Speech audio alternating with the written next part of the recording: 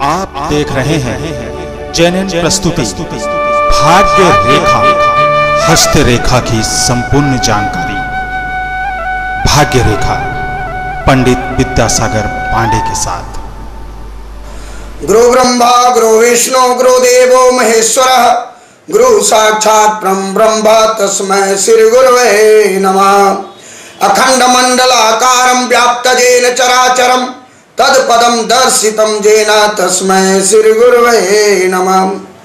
गजाननं भूतगणाधिसेवितं कपितजम्बो फलचारुभक्षणम् उमासुतं शोकविनाशकारकं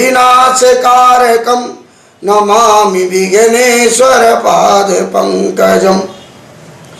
सरस्वती नमस्तुभ्यं त्वं दाता मम जाचकः मम कंठे निवासेतु विद्यां देहि कृपां कुरु।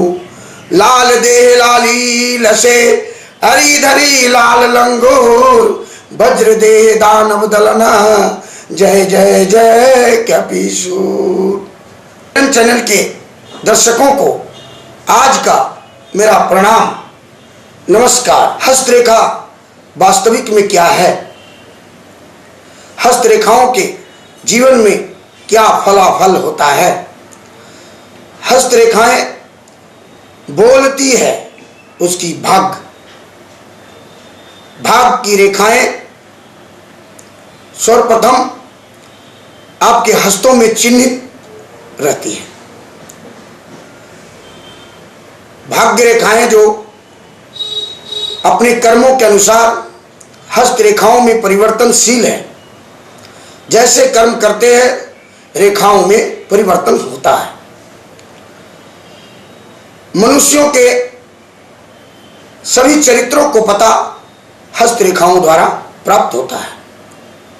बायां हाथ देखने से उसके चरित्रों का पता चलता है, पत्नी के कुछ लक्षणों का पता चलता है और उसमें क्या जन्मजात गुण अवगुण है इसके बारे में हस्त परीक्षण करने से वाम हाथ से पता लगाया जाता है। अपने जीवन में वह क्या परिवर्तन किया कर्मों की बदौलत, कितना मेहनत किया, कैसा कर्म किया, अपने जीवन को उतार चढ़ाव किस प्रकार से किया, अपनी मेहनतों द्वारा बुद्धि द्वारा वह उसकी सारी परिवर्तनशील रेखाएं दाहिने हाथ में अंकित हो जाती है। पुरुषों का हाथ दाहिना हाथ देख करके उसके भाग्य का फैसला ज्योतिषी करते हैं, निर्णय लेते हैं। बायां हाथ स्त्री को देखने के बाद उसके चरित्रों का गुण का पता चलता है, अपने पुरुषार्थ का पता चलता है। स्त्री में विलक्षणशील गुण अवगुण सारा बायां हाथ की हस्तरेखाओं के अध्ययन के बाद उसे बताया जाता है। दाहिना हाथ से उसके पति के चरित्रों का पता चलता है कि आपके पति इस स्वरूप का है। अब रही बात इसके पूर्व चौथे संस्करण पिछले एपिसोड में हम बृहस्पति पर अंकित मुद्रिका के बारे में, बृहस्पति मुद्रिका, शनि मुद्रिका, शुक्र मुद्रिका, विवाह रेखा के बारे में कुछ चर्चा किए थे। उस कार्यक्रम को आगे बढ़ाते हुए हम आप लोगों को विशेष रूप से हस्त रेखाओं के मुख्य धाराओं पर बात कहने जा रहे हैं जो निम्नवत हैं। हम विवाह रेखा के बारे में पूर्व बता रहे थे कि विवाह रेखा बुध क्षेत्र जो कनिष्ठ अंगुली के नीचे वाले पर्वत हैं और उस क्षेत्र के बीचों बीच भाग हृदय रेखा और बुध का पर्वत, दोनों के बीच में विवाह रेखा, जो लंबी सूर्य रेखा, सूर्य पर्वत की ओर जो जाता है, विवाह की रेखाएं कहलाता है। विवाह रेखा का मतलब ये होता है कि जीवन में दाम्पत्य सुख उस व्यक्ति को किस प्रकार प्राप्त होगा। संसार में गृहस्थ आश्रम में जीने वाले हर व्यक्ति को दाम्पत्य सुख प्राप्त होना बहुत जरूरी है। अभी के समय में दाम्पत्य सुख नहीं मिल पा रहा है। अभी के समय में दाम्पत्य सुख जीवन में मनुष्यों को बड़ा भाग से प्राप्त होता है।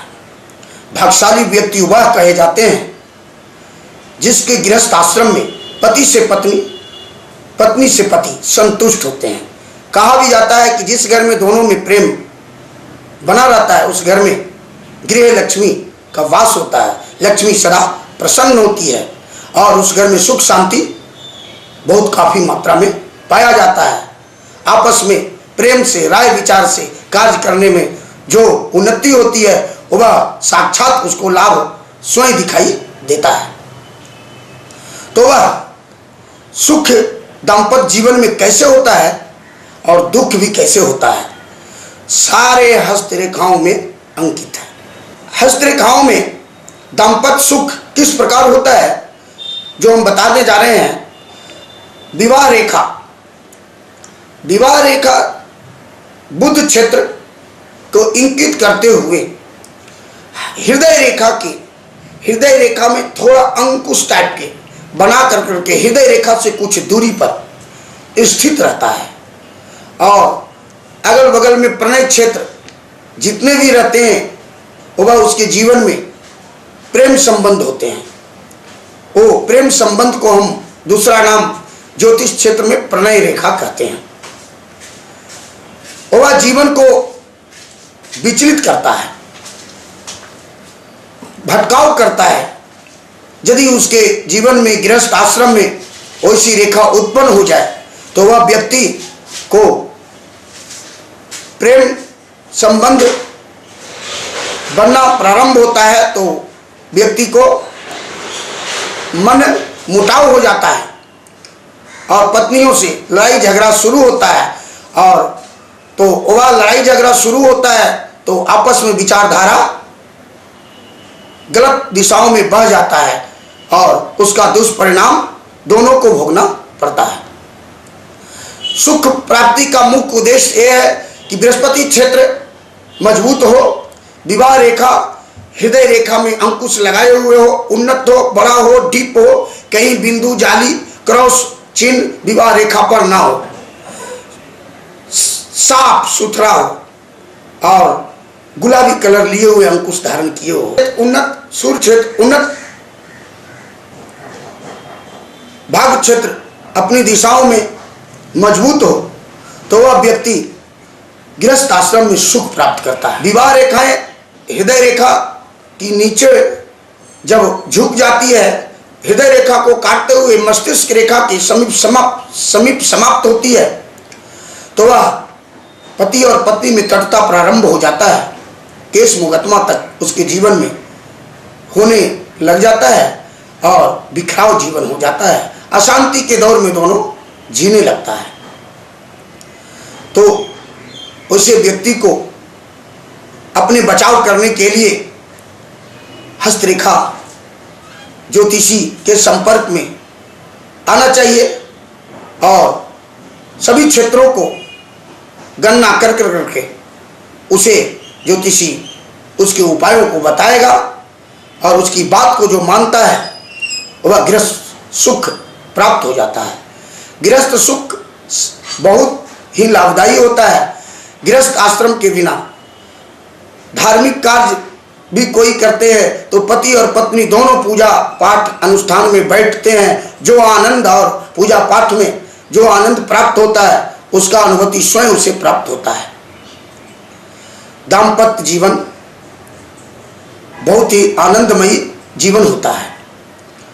दाम्पत्य जीवन के बाद में हम देखते हैं कि जैसे ही विवाह व्यक्ति को होता है तो विवाह के बाद संतान सुख की प्राप्ति करना चाहता है, क्योंकि जीवन में संतान सुख भी बहुत जरूरी है, जो कि बुढ़ापा का एक सहारा बनता है।